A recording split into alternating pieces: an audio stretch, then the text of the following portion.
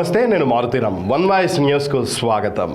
రాజన్న సిరిసిల్ల జిల్లా తంగళ్లపల్లి మండలం ఇందిరమ్మ కాలనీలో గల ట్రైబల్ వెల్ఫేర్ గురుకుల కాలేజీ విద్యార్థినులు ఉదయం 4 గంటలకు రోడ్డెక్కి ధర్నాకు దిగారు. పీఈటీని వెంటనే సస్పెండ్ చేయాలంటూ సిరిసిల్ల సిద్దిపేట ప్రధాన రహదారిపై విద్యార్థినులు ఆందోళన చేపట్టారు. పీఈటీ జ్యోత్స్నా మేడం విద్యార్థులను ఇబ్బందులకు గురి చేస్తోందని, ఆ ఇబ్బందులు భరించలేకనే రోడ్డెక్కామని విద్యార్థినులు వాపోయారు.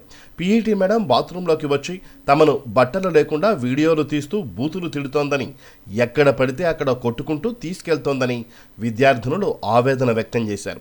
పీఈటీ మేడం పెట్టే ఇబ్బందులు భరించలేకనే ఉదయం 4 గంటలకు ధర్నాకు దిగామని అన్నారు.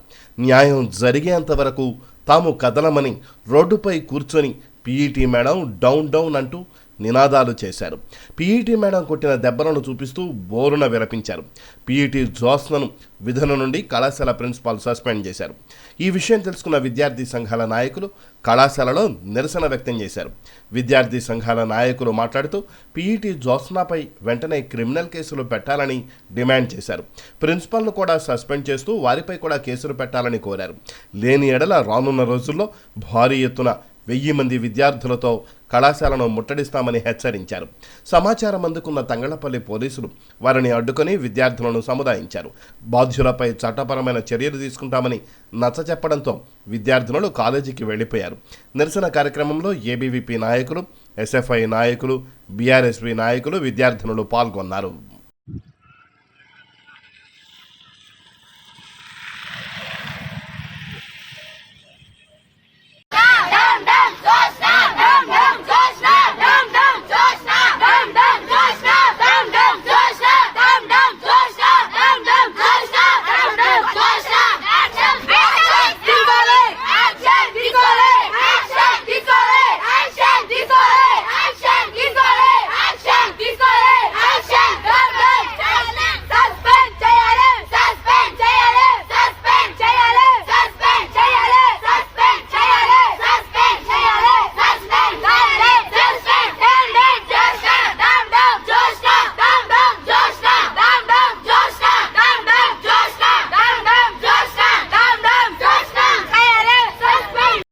జరిగిన తంగళ్లపల్లి మండలం కేంద్రంలో మన గురుకుల్లో విద్యార్థులను అతి దారుణంగా పీటీ మేడం కొట్టడం మరియు వాళ్ళను బాత్రూంలలో వీడియోలు తీయడం చాలా దురదృష్టకరమని ఈ సందర్భంగా తెలియడం జరుగుతుంది. నిజంగా మేడం మీద వాళ్ళను కఠినంగా శిక్షించాలని, మన సస్పెండ్తోనే కాకుండా క్రిమినల్ కేసు పెట్టాలని, అలాగే విద్యార్థులతోని చెలగాటమాడుతున్న ఈ రాష్ట్ర ప్రభుత్వం ఏంది అని సందర్భంగా తెలియదు. ఈ ముఖ్యమంత్రి గారికి తెలియదా ఇక్కడ విద్యాశాఖ మంత్రి లేకపోవడం? ఇంతవరకు దాదాపు 10 నెలలు గడుస్తున్నా ఇంతవరకు విద్యాశాఖ మంత్రి పెట్టకపోవడం చాలా దురదృష్టకరమని ఈ సందర్భంగా తెలియడం జరుగుతుంది.